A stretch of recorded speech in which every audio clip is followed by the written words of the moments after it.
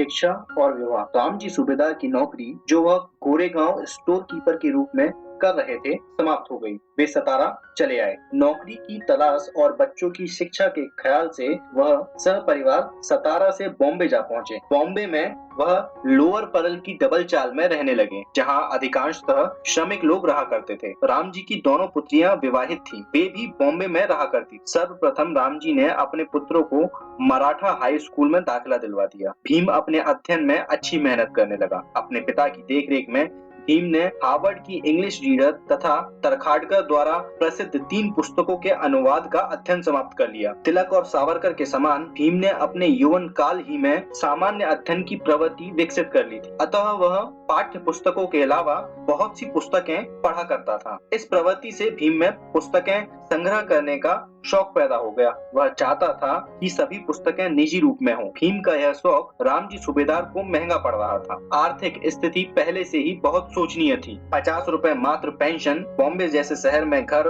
और बच्चों की पढ़ाई लिखाई का काम चलाना बड़ा मुश्किल था। उधर भीम नई नई पुस्तकों के लिए जिद करता था, लेकिन रामजी साधनहीन होते हुए उसकी इच्छा पूरी करते थे। रामजी अपनी 2 विवाहित पुत्रियों से रुपए उधार लाते अथवा उनके बचे हुए गहनों को बेचकर ऐसा करते जो उन्होंने विवाह के समय दिए थे। उनकी पुत्रियों ने उन्हें जेवर देने से कभी इनकार नहीं किया। रामजी चाहते थे कि भीम एक बड़ा आदमी बने और उनकी वह इच्छा भविष्य में पूरी हुई। बचपन से ही भीम के पुस्तक प्रेम ने उसके विशाल ग्रंथ संग्रहालय का निर्माण संभव बनाया।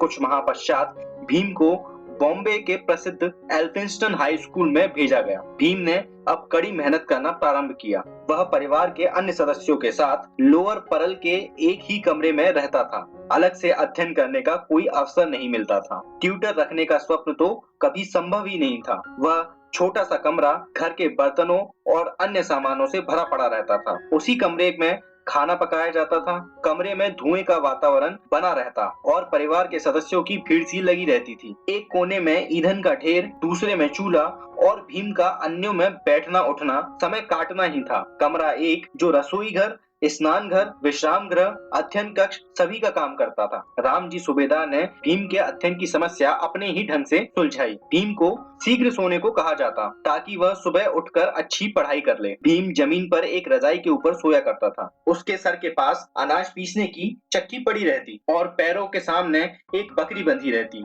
रामजी सूबेदार भीम को रात के 2 बजे जगा देते और फिर स्वयं सो जाते। वह स्वयं 2 बजे तक जागते रहते थे। भीम सुबह तक मिट्टी के लैंप की टिमटिमाती रोशनी में पड़ता रहता था। लैंप के ऊपर कांच की चिमनी भी नहीं थी। फिर सुबह थोड़ी सी नींद ले नहा धोकर वह स्कूल चला जाता था। इस प्रकार अर्थभाव की स्थिति ने भीम को संयम तथा नियमित बना रखा था, जिसका उसके जीवन में गहरा प्रभाव पड़ा। एल्फिंस्टन हाई स्कूल एक सरकारी संस्था थी और यह सोचना स्वाभाविक था कि वहां भीम किसी अपमान के बिना अध्ययन करता रहेगा। लेकिन स्कूल का वातावरण जातिगत और छुआछूत की दुर्भावनाओं से उसी तरह विषाक्त था जिस तरह अन्य प्राइवेट स्कूल थे। स्कूल में वही पक्षपात, घृणा और छुआछूत जो समाज में विद्यमान थी। अपमान करने वाले विशाल हिंदू समाज का ही वह स्कूल एक अभिव्यक्त रूप था। एक दिन एक अध्यापक ने भीम से ब्लैक बोर्ड पर गणित का प्रश्न हल करने को कहा। भीम ज्यों ही बोर्ड की ओर आया त्यों ही कुछ स्वर्ण हिंदू लड़के एकदम एकजुट आवाज में चिल्ला उठे, सर भीम एक अछूत है, उसे रोकिए। बात यह थी कि बोर्ड के पास उन विद्यार्थियों का जलपान के डिब्बे लटके हुए थे जो भीम के सामीप्य से अशुद्ध हो जाते। भीम के बोर्ड के पास जाने के पूर्व ही सभी लड़कों ने अपने अपने डिब्बे फौरन उठा लिए। इन डिब्बों की खटर खटर आवाज भीम के हृदय को चीरती चली गई। हालांकि उसने उस प्रश्न को हल करने में जो तत्परता दिखाई उससे सभी विद्यार्थी चकित रह गए। भीम ने अपमान का साक्ष्य तो किया पर वह भयभीत नहीं हुआ। अपनी बुद्धि और साहस से उसने सबको परास्त किया। उसी स्कूल में एक ब्राह्मण अध्यापक जो भीम को बात बात में उसकी जाति का अपमान लेकर अपमानित करता था। एक दिन वह अध्यापक भीम से कहने लगा, अरे तू महार का छोकरा है, पढ़ लिख कर क्या करेगा। इस प्रकार अपमानित होने से भीम चिढ़ गया और वह आक्रोश में बोला, सर, पढ़ लिख कर मैं क्या करूंगा? ऐसा प्रश्न पूछना आपका काम नहीं है। अगर फिर कभी आपने मेरी जाति का नाम लेकर मुझे छेड़ने का प्रयास किया तो मैं कह देता हूँ, इसका परिणाम अच्छा नहीं होगा। भीम बचपन से ही स्वाभिमानी था। वह एक निर्भय विद्यार्थी था। फिर क्यों किसी से डरता? लेकिन उसे अपमानित करने के और भी ढंग स्वयं हिंदुओं के मन एवं व्यवहार में विद्यमान थे। भीम और आनंदराव दोनों संस्कृत पढ़ना चाहते थे, परंतु संस्कृत के ब्राह्मण अध्यापक ने साफ कह दिया कि वह अछूत लड़कों को संस्कृत नहीं सिखाएगा। फिर मजबूरन दोनों को फारसी भाषा लेनी पड़ी, जो उनकी इच्छा के विरुद्ध था। अंबेडकर ने कहा, मुझे संस्कृत भाषा पर अत्यंत अभिमान है और मैं चाहता हूं कि संस्कृत का अच्छा विद्वान बनूं, पर ब्राह्मण अध्यापक के संकुचित दृष्टिकोण से मुझे संस्कृत भाषा से वंचित रहना पड़ा। आगे चलकर भीम ने अपने प्रयासों से संस्कृत का अच्छा ज्ञान प्राप्त कर लिया और उस भाषा में पंडित बने। इन अपमानों के बावजूद भी भीम अपने अध्ययन में रत रहता था। उधर रामजी सूबेदार की आर्थिक स्थिति और चिंतनीय हो गई। उन्होंने आनंदराव को पढ़ाई से बिठा लिया और किसी काम में लगा दिया। अब दोनों ने भीम की पढ़ाई लिखाई पर ध्यान केंद्रित किया। फलतः सन 1907 में भीम ने मैट्रिक की परीक्षा पास कर ली। उसे 750 अंकों में से 282 अंक प्राप्त हुए। फारसी भाषा में उसने सबसे अधिक अंक प्राप्त किए। निश्चित ही एक अछूत व्यक्ति के लिए यह बहुत बड़ी उपलब्धि थी। समस्त महार समाज ने इस बात पर हर्ष मनाया और उन्होंने भीम का अभिनंदन करने के लिए एक सभा का आयोजन किया। एक प्रसिद्ध समाज सुधारक श्री एस के भोले को सभा का अध्यक्ष बनाया गया। उस सभा में एक और प्रसिद्ध समाज सुधारक तथा मराठी लेखक श्री कृष्णाजी कैलुस्कर भी उपस्थित थे। वे उस समय सिटी हाई स्कूल में सहायक अध्यापक थे तथा बाद में हेडमास्टर भी बने। भीम और कैलुस्कर दोनों स्कूल से छुट्टी होते ही नियम पूर्वक पुस्तक पढ़ने के लिए चेनी रोड गार्डन में निश्चित स्थान पर जाकर बैठते थे। भीम को नियम पूर्वक पढ़ते देख श्री कैलुस्कर बड़े प्रसन्न हुए। एक दिन पास जाकर उसका परिचय पूछा। भीम ने सब कुछ साफ साफ कह दिया। भीम एक अछूत लड़का है, यह सुनकर वे आश्चर्यचकित हुए। तदुपरांत श्री कैलुस्कर ने भीम को अच्छी अच्छी किताबें पढ़ने के लिए देना प्रारंभ कर दिया। उन्होंने अपनी नई पुस्तक लाइफ ऑफ गौतम बुद्धा की एक कॉपी भीम को भेंट की। श्री कैलुस्कर ने भी सभा में भीमराव की प्रशंसा की। सभा की समाप्ति पर श्री कैलुस्कर ने रामजी सूबेदार से पूछा कि वह भीम को आगे पढ़ाएंगे अथवा नहीं। रामजी ने कहा कि वैसे उनकी आर्थिक स्थिति बड़ी खराब है, पर वे भीम को उच्च शिक्षा अवश्य दिलाएंगे। उधर श्री कैलुस्कर ने भी आश्वासन दिया कि वह भीम की आर्थिक सहायता करेंगे। कैसे करेंगे, यह एक रहस्य था। भीम ने अपनी पढ़ाई के लिए कड़ा परिश्रम किया। वह अपना खाना स्कूल में ही खाया करता था। खाने में कुछ रोटी तथा साग हुआ करता था, जैसे एक श्रमिक भाई किला क्षेत्र में काम करने के लिए जाते समय छोड़ जाया करता था। भीम का परिवार ठेठ श्रमिक था, बस्ती में ही रहा करता था, इसलिए वह मजदूरों की शोचनीय आर्थिक हालातों से भली भांति परिचित हुआ। भीम अपने सगे संबंधियों के टिफिन एक मील में ले जाया करता था, जो वहाँ मजदूरी किया करते थे। इस प्रकार वह टिफिन कोरियर बॉय अपनी और अपने समाज की बिगड़ती स्थिति को भली भांति समझने लगा था। अब ऐसी स्थिति आ चुकी थी जब रामजी भीम की पढ़ाई चलाने में असमर्थ महसूस कर रहे थे। 50 रुपए की मासिक पेंशन बहुत कम थी। उन्हें स्वयं नौकरी नहीं मिल पाई। आखिर आनंदराव की पढ़ाई बंद करानी पड़ी और उसको जीआईपी के वर्कशॉप में नौकरी से लगवा दिया। इससे आर्थिक स्थिति में कुछ सुधार हुआ। थोड़े दिनों में आनंदराव का विवाह कर दिया गया। अब उन्हें भीम के विवाह की चिंता हुई। वे भीम के लिए योग्य लड़की ढूंढने लगे। सूबेदार जी ने एक लड़की पसंद की और सब बातचीत पक्की हो गई। पर उसी बीच राम जी ने एक और लड़की को देखा जो पहली लड़की से कहीं अधिक सुंदर थी। फलतः पहली लड़की के पिता को जवाब दे दिया, परंतु लड़की के पिता ने जाति पंचायत में सवाल उठाया। रामजी सूबेदार ने अपना अपराध स्वीकार किया। पंचायत ने 5 रुपए जुर्माना किया, जो सूबेदार जी को देना पड़ा। फिर उन्होंने डापोली के स्वर्गीय भीकू वालांगकर की मातृ पितृहीन कन्या रामीबाई को पसंद किया।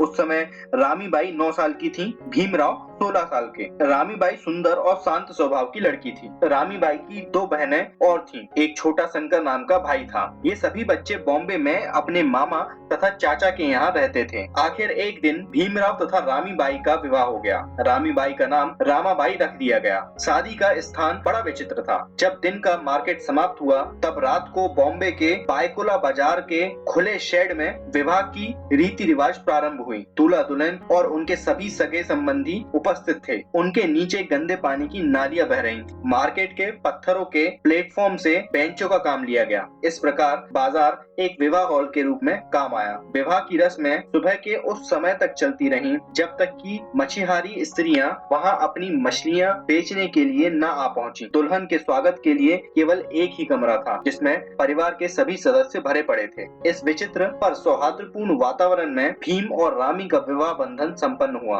अपने पिता की प्रेरणा एवं उत्साह से भीमराव ने एल्फिंस्टन कॉलेज में प्रवेश ले लिया। किसी अछूत विद्यार्थी के लिए महाविद्यालय में पढ़ना एक नई दुनिया का अनुभव था। उच्च शिक्षा प्राप्ति का यह अद्वितीय अवसर था। उसने अपनी पढ़ाई लिखाई को अच्छी तरह संभाला, पर अस्वस्थ होने के कारण एक साल खोना पड़ा। इधर भीमराव ने इंटर की परीक्षा पास, उधर रामजी सूबेदार आर्थिक दृष्टि से बिल्कुल पंगु हो गए। हालांकि अपने पुत्र की सफलता पर वह अत्यधिक प्रसन्न थे। ऐसी स्थिति में श्री कैलुस्कर ने सहायता की। वह भीमराव को लेकर बड़ौदा के शिक्षा प्रेमी महाराजा शामजीराव गायकवाड़ की सेवा में उपस्थित हुए। महाराज उस समय बॉम्बे आए हुए थे। उन्होंने एक सभा में यह घोषणा की थी कि वह किसी होनहार परिश्रमी अछूत विद्यार्थी की आर्थिक सहायता करने को तैयार हैं। श्री कैलुस्कर ने महाराज को उस घोषणा की याद दिलाई। उपस्थित भीमराव का वहां परिचय दिया गया। महाराज ने भीमराव से कुछ सवाल किए जिनका उत्तर उसने बड़े सुंदर ढंग से दिया। महाराज बड़े प्रसन्न हुए और भीमराव की बुद्धि एवं व्यक्तित्व को परखकर 25 रुपए मासिक छात्रवृत्ति देना स्वीकार किया। इस प्रकार से कैलुस्कर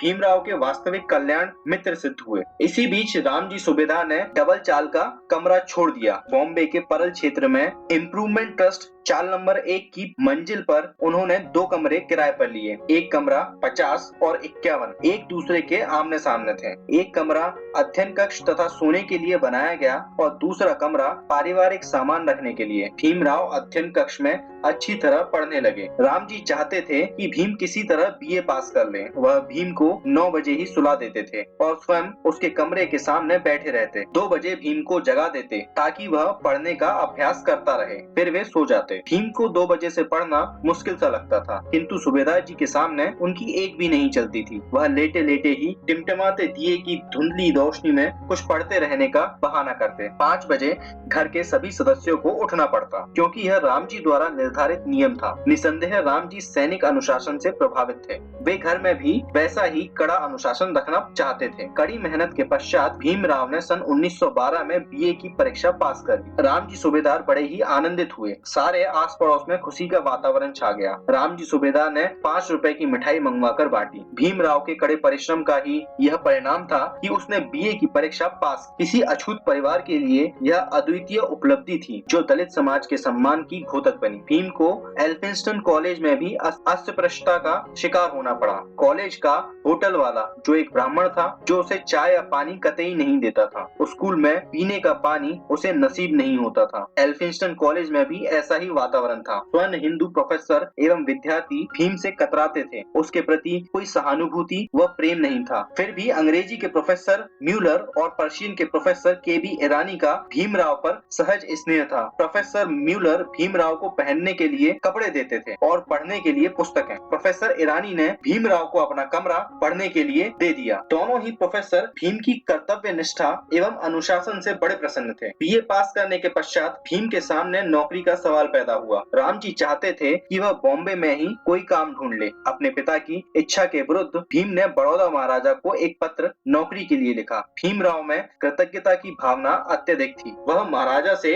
छात्रवृत्ति पाने के कारण बड़ौदा सरकार के ऋण से मुक्त होने के लिए बड़ौदा में ही नौकरी करना चाहता था। रामजी जानते थे कि रियासती वातावरण में छुआछूत का बोलबाला है, जहां भीमराव को अपमानित होना पड़ेगा। भीमराव अपनी बात पर अड़े रहे और अंत में वे बड़ौदा चले गए, जहां उन्हें राजा की फौज में लेफ्टिनेंट के पद पर नियुक्त किया गया। वास्तव में बड़ौदा में भीमराव के निवास तथा भोजन की कोई व्यवस्था नहीं की गई। भीमराव को बड़ी परेशानी का सामना करना पड़ा। जनवरी 1913 में भीमराव ने मुश्किल से ही 15 दिन का काम किया होगा कि उन्हें बॉम्बे से एक तार मिला कि उनके पिता की हालत चिंताजनक है। वे बड़े चिंतित हुए तथा बॉम्बे चल दिए। नौकरी की 8 दिन की तनख्वाह ही उन्हें मिल पाई। मार्ग में सूरत रेलवे स्टेशन पर उनके पिता के लिए बर्फी खरीदने के लिए नीचे उतरे, पर उस चक्कर में गाड़ी चल दी। वे दूसरे दिन बॉम्बे पहुंचे। घर पहुंचने पर उन्होंने पिता की बिगड़ती हुई स्थिति को देखा तो उनके हृदय पर जबरदस्त जबरदस्त आघात पहुंचा। राम जी मरणोन्मुख अवस्था में चारपाई पर पड़े हुए थे। परिवार के सभी सदस्य उन्हें घेरे हुए बैठे थे। सभी की आंखों से लगातार अश्रुओं की झड़ी लगी हुई थी। सूबेदार जी की आंखें उनके प्रिय पुत्र की ओर मुड़ी। अपना ममतामय हाथ उसकी पीठ पर फेरा। कुछ देर तक भीम की ओर एकटक देखते रहे और फिर वे सदैव के लिए चिर निद्रा में सो गए। भीमराव के दुख का ठिकाना न रहा। वह फूट फूट कर रोने लगे। सूरत स्टेशन पर उतरने का उसे बड़ा पश्चाताप हुआ। किसी के शब्द उसे सांत्वना न दे पाए। लगता है भीम को अंतिम आशीर्वाद देने के लिए ही उनके प्राण रुके हुए थे। 2 फरवरी 1913 भीमराव अंबेडकर के जीवन का सबसे बुरा दिन था, जिसे वे कभी भुला नहीं पाए। सूबेदार रामजी मालोजी जीवन पर्यंत परिश्रमी, मितव्ययी, अनुशासित, भक्त और प्रेरक बने रहे। वे आयु में वृद्ध, धन में ऋणी, किंतु अपने समाज, राष्ट्र और मानवता के लिए अनुकरणीय चरित्र छोड़कर मृत्यु को प्राप्त हुए। रामजी ने अपने होनहार पुत्र में असीम साहस एवं धैर्य का संचार किया। सांसारिक प्रलोभन से दूर रहने, आध्यात्मिकता में डूबने की शक्ति प्रदान की। उन्होंने अपने पीछे एक ऐसे पुत्र रत्न को छोड़ा जो जीवन भर कड़ा संघर्ष करता रहा और जिसने समाज को अपने विचार अनुसार मोड़कर पद्दलित मानवता का उद्धार किया। भारत और समस्त मानवीय दुनिया के लिए रामजी सूबेदार की यह सर्वोत्कृष्ट देन थी। उनका त्यागी, कर्मठ व्यक्तित्व सबके लिए अनुकरणीय है। उनका कर्मयोग मानवता के हित में फलीभूत हुआ, जिस पर समस्त भारतीय समाज आज गौरवान्वित महसूस करता है।